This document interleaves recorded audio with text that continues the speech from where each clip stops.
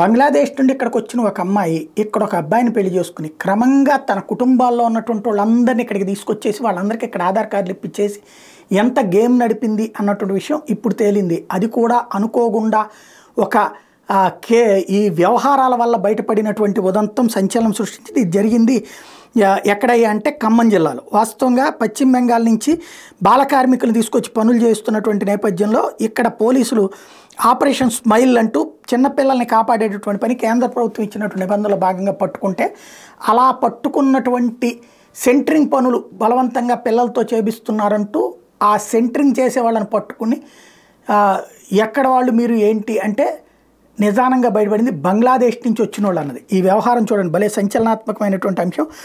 ఖమ్మంలో 4 బంగ్లాదేశ్ వాసులు అక్రమంగా నివాసం ఉంటున్నట్టు వెలుగులోకి వచ్చింది. వీళ్ళంతా నకిలీ పత్రాలతో ఆధార్ సహా ధృవపత్రాలు పొందిన విషయం వెల్లడైంది. వీరిలో 2 పాస్పోర్ట్లు సైతం పొందడం గమనార్హం.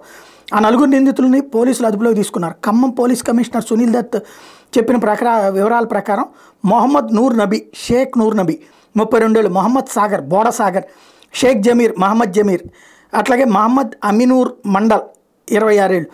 వీళ్ళందరూ కూడా వీళ్ళల్లో మొదటి ఇద్దరి సోదరి అయినటువంటి అంటే నూర్ నబీ సాగర్ల సోదరి అయినటువంటి ఖాతూన్, శాగూరి ఖాతూన్ శిల్ప అని పేరు మార్చుకుని భారతదేశంలోకి బంగ్లాదేశ్ నుండి అక్రమంగా వచ్చి ముంబైలో ఉండిపోయింది.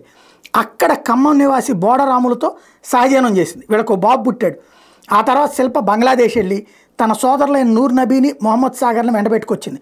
బోడరాములు శిల్పాలని తల్లిదండ్రులుగా పేర్కొంటూ సాగర్కి ఆధార్ సంపాదించుకున్నారు. వీళ్ళంతా ఖమ్మం శ్రీనివాసనగర్లో మకం మార్చి సెంటరింగ్ పనులు చేసుకుంటూ జీవనం సాగిస్తున్నారు. తర్వాత వీళ్ళ బంధువైన జమీర్ కూడా ఇక్కడికి వచ్చాడు. 4వ నిందితుడైన మండల్ సైతం 11 ఏళ్ల కింద బెంగళూరు వచ్చి తర్వాత స్నేహితుడి ద్వారా ఖమ్మం శ్రీనివాసనగర్కి చేరి సెంటరింగ్ పని చేస్తున్నాడు. ఈ 4 ఇక్కడ మహిళలను వివాహాలు చేసేసుకున్నారు. నకిలీ నివాస పత్రాలతో అందరూ ఆధార్ కార్డులు, ఓటర్ ఐడి కార్డులు కూడా పొందేశారు.